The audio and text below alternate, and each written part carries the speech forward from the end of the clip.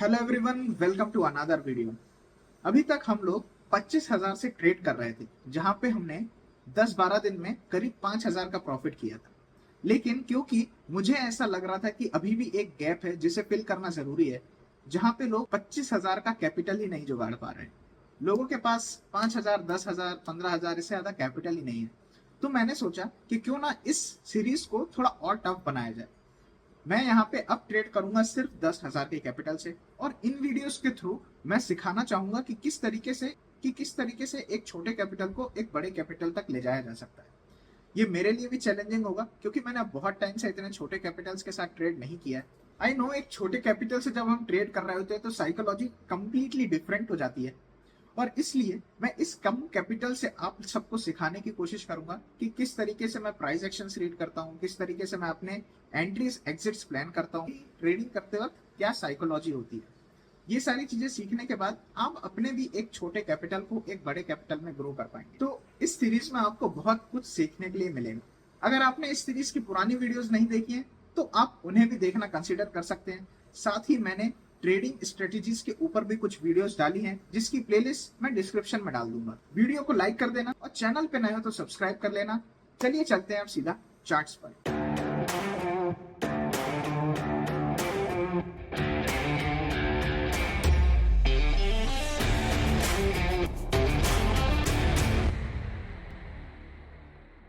यहाँ पे हमें अभी दिख रहा है कि बैंक निफ्टी जो है वो गैप फिल करने के लिए आ रही है, लेकिन निफ्टी ने यहाँ पे बहुत ही ज़बरदस्त हैमर बना दिया।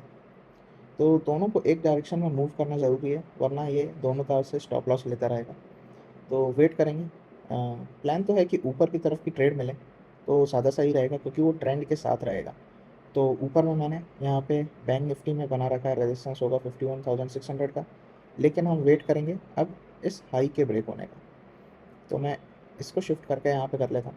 जब भी ये ब्रेक होगा, ऊपर क्लोजिंग होगी, तो फिर हम एक बार 51,600 के टारगेट तक जा सकते हैं। ज़्यादा बड़ा नहीं, 100 पॉइंट्स करीब है यहाँ पे। और अगर हम निफ्टी को देखेंगे तो अब मैं इस रेजिस्टेंस लाइन को ऊपर करके इसके ऊपर ले आता हूँ। तो जैसे ही हमें इस हैमर कैंडल के ऊपर की एक क्लोजिंग मिलेगी, तो हमारे पास 25,300 से 25,360 तक के टारगेट्स होंगे। तो इधर पे भी हम एक बार प्लान कर सकते हैं 50 पॉइंट्स अराउंड। डाउन साइड का सिंपल सरल प्लान होने वाला है। अगर ये जो डे लो है वो ब्रेक होता है, तो फिर एक बार इधर पे हमें गैप फिल होता हुआ दिख सकता है। तो गैप फिल होगा तो एक बार हम डाउन साइड के लिए प्लान कर पाएंगे 25,292 से 25,262। तो ये 30 पॉइंट करीब की हमारे पास रेंज होगी, 30-35 पॉइंट की। तो यहाँ पे हम ट्रेड करने का एक प्लान करेंगे। अगर ये इनसाइड कैंडल बन जाती है तो और अच्छा है, फिर हमें एक डायरेक्शनल मूव देखने के लिए भी मिल सकता है। अकाउंट में मैं दिखा देता हूँ कि यहाँ पे अब हमारे पास सिर्फ 9,724 है। चालू हमने 25,000 से किया था, 5,000 का हमें वहाँ पे प्रॉफिट था। मगर ऐसा लग रहा था कि ऑडियंस उतना रिलेट नहीं कर पा रही थी, क्योंकि उनके पास कैपिटल और कम है। मेरे लिए भी बहुत ज़्यादा टफ नहीं हो रहा था उस 25,000 से ट्रेड करना, इसलिए कैपिटल को अब और छोटा कर दिया। तो मेरे लिए भी ज़्यादा चैलेंजिंग रहेगा और ज़्यादा से ज़्यादा ऑडियंस भी इसको रिलेट कर पाएगी। अब निफ्टी में हम देखेंगे तो यहाँ पे हमें एक मूव आता हुआ दिख रहा है। अभी भी 1 मिनट बाकी है कैंडल क्लोजिंग में। अगर ये विक बना देती है तो फिर फर्स्ट हाफ में हमें स्टॉप लॉस हंटिंग टाइप देखने के लिए मिल सकता है। ज़रूरी है कि ये फुल कैंडल क्लोज करे ऊपर, क्योंकि मुझे लग रहा है कि यहाँ से मार्केट ऊपर जाना चाहिए, इसलिए मैं कॉल ऐड कर रहा हूँ, एट द मनी का कर रहा हूँ। यहाँ पे आप देख रहे हो 25,320 चल रहा है, इसलिए 25,300 का मैंने कॉल ऐड कर लिया है। मैं यहाँ पे स्कैल्पर मोड पे चला जाता हूँ। धन में ये फीचर होता है स्कैल्पर मोड का, बाकियों में आपको ऑर्डर प्लेस करने पड़ते हैं। यहाँ पे तुरंत स्क्रीन पे ही ऑर्डर प्लेस हो जाता है, और स्क्रीन पे ही यहाँ पे हमें दिखने भी लग जाता है कि क्या प्रॉफिट एंड लॉस चल रहा है। इधर पे क्लोजिंग बढ़िया दी है। मैं यहाँ पे एक ट्रेड प्लान कर लेता हूँ। तो मैंने इधर पे बाय कर लिया है। स्टॉप लॉस मेरा इसके नीचे का रहने वाला है। तो अगर ये एक ट्रैप होगा तो हम लोग इस पोजीशन से बाहर हो जाएंगे। अगर ये ट्रैप नहीं होगा तो फिर बढ़िया है, इस ट्रेड को हम होल्ड कर सकते हैं, क्योंकि यहाँ पे अच्छा एक हैमर बना, फिर एक और अच्छा हैमर बना, ऊपर अच्छी क्लोजिंग भी थी। तो यहाँ से अगर ये रिवर्स होकर नीचे आता है तो ये बेसिकली ट्रैप होगा, जिसमें हमने ट्रेड तो ले लिया है, तो हम भी उस ट्रैप के पार्ट हो जाएंगे। लेकिन अगर यहाँ से ये मूव करता है तो एक अच्छी रेंज है ऊपर 25,350 तक की, वो हमें मिल जानी चाहिए। हमने जो एंटर किया है यहाँ पे हमारा 6 पॉइंट का स्टॉप लॉस है, 1:3 हम टारगेट करेंगे कि हमें 1:3 यहाँ पे टारगेट मिल पाए। वैसे स्टॉप लॉस हम इस कैंडल के नीचे का भी रख सकते हैं, लेकिन एग्जैक्ट स्टॉप लॉस लगाने में ऐसा होता है कि हिट हो जाता है वो स्टॉप लॉस। तो थोड़ा सा मार्जिन लेके चलना चाहिए स्टॉप लॉस लगाते वक्त, थोड़ा सा नीचे लगाते हैं तो सही रहता है। अब यहाँ से एक अगर बड़ी कैंडल बन जाएगी तो मैं स्टॉप लॉस ट्रेल करके इस रेड कैंडल के नीचे कर दूँ। तो मैं इस कैंडल को अब कॉस्ट टू कॉस्ट लगा देता हूँ। हमारा आइदर बहुत छोटा लॉस होगा इधर पे, या फिर एक जो हमारा टारगेट है वहाँ तक हम इसे ट्रेड कर पाएंगे।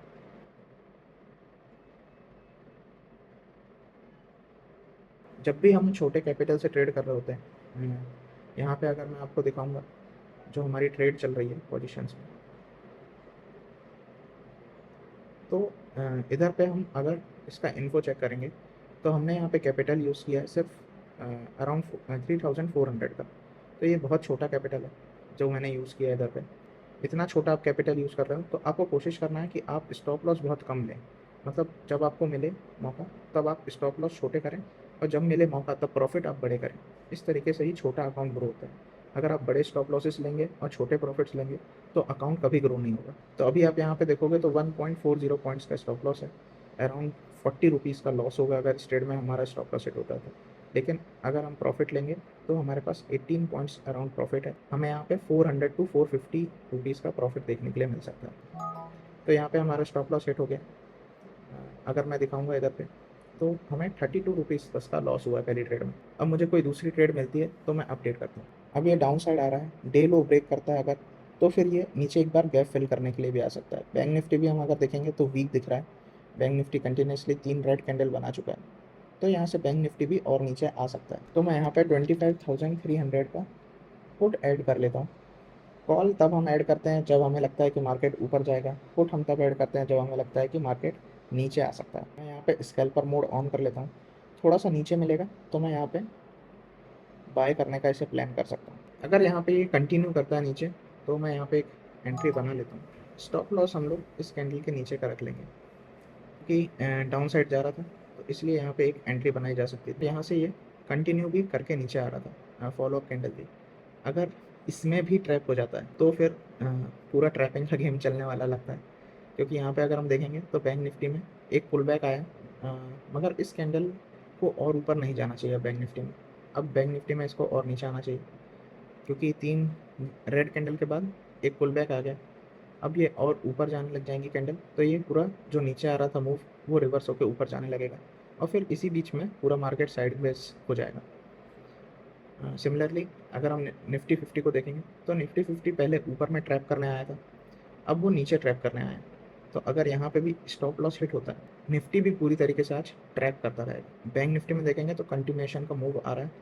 सिमिलरली निफ्टी में भी एक कैंडल और नीचे तक आनी चाहिए। यहाँ स्टॉप लॉस को भी हम ट्रेल करके इधर पे कर लेते हैं।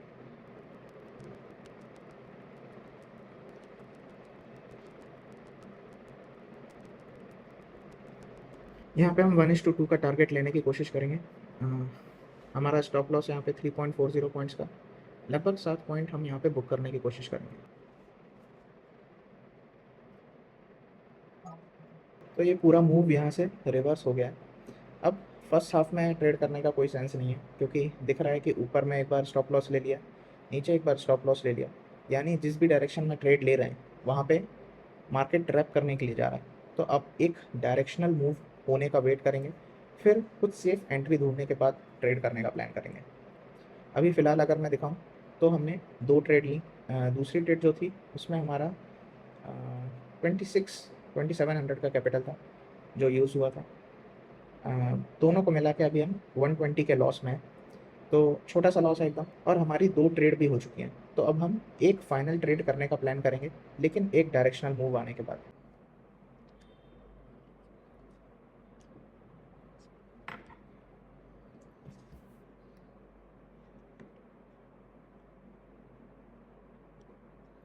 अब अगर हम यहाँ पे देखेंगे ना तो निफ्टी तो पूरा नीचे आना चाह रहा है, लेकिन आप बैंक निफ्टी को देखोगे तो सपोर्ट ले रहा है इस जगह से और बाउंस करने की कोशिश कर रहा है। तो इस तरीके से कन्फ्यूजन क्रिएट हो रहा है इसमें। हमें वेट करना पड़ेगा दोनों के एक डायरेक्शन में होने का। यहाँ पे अगर आप देखोगे तो प्रीमियम भी उस तरीके से नहीं बढ़ रहा है जिस तरीके से ये नीचे आ रहा है। तो यहाँ पे रिस्की हो सकता है, क्योंकि ये कभी भी रिवर्स कर जाएगा अगर दोनों सेम डायरेक्शन में नहीं है। तो वेट करेंगे कि यहाँ से भले ये नीचे भी आ जाता है लेकिन एक पुल बैक का वेट कर सकते हैं, या फिर बैंक निफ्टी के भी साथ में नीचे आने का वेट कर सकते हैं, उसके बाद ही कुछ एंट्री का प्लान करेंगे। वरना जिस तरीके से ये नीचे आया उसी तरीके से सबको ट्रैप करके ऊपर की तरफ भी चला जाएगा। लोगों को कन्फ्यूजन होगा कि यहाँ से ब्रेक होने के बाद एंट्री क्यों नहीं करी। उसका एक रीज़न है, क्योंकि हम देख रहे थे सुबह से कि ब्रेक तो कर रहा था लेकिन उसके बाद वापस से रिवर्स हो जा रहा था, इसलिए थोड़ा कंफर्मेशन की ज़रूरत थी। यहाँ पे हमने 2 बार ट्रेड करी थी, दोनों बार यही चीज़ हुई थी, ब्रेक करने के बाद जा रहा था लेकिन उसके बाद रिवर्स हो जा रहा था। तो इसलिए इस बार हमने वेट किया कि हम कंफर्मेशन लेंगे एक बार। 1 कैंडल बनी, 2 कैंडल बनी, बहुत अच्छी बात है। अब यहाँ पे एक पुल बैक आ जाए और उसके बाद वो मूवमेंट कंटिन्यू हो, तो फिर हम उसके साथ ट्रेड कर सकते हैं।